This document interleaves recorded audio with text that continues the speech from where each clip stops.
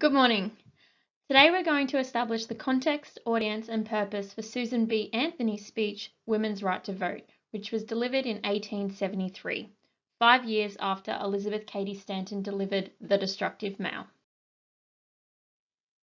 In the 1800s, women in the United States had few legal rights and did not have the right to vote. Susan B. Anthony was seen as an abolitionist, educational reformer, labor activist, temperance worker, suffragist, and women's rights campaigner. She was convinced that the right which women needed above every other, the one indeed which would secure her all the others, was the right of suffrage.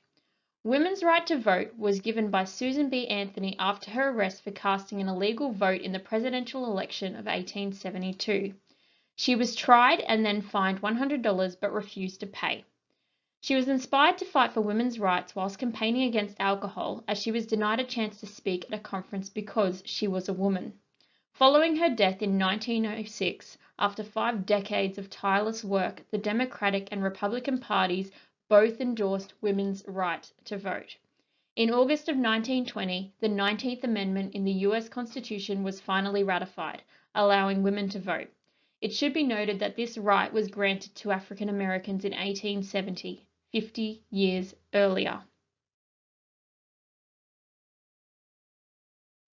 Women's right to vote was delivered to ultimately change the law and thus allow women to be able to vote in elections and have their voices heard. Primarily, it was directed at the people who could make the change, men, and was fuel to encourage women to get behind the movement.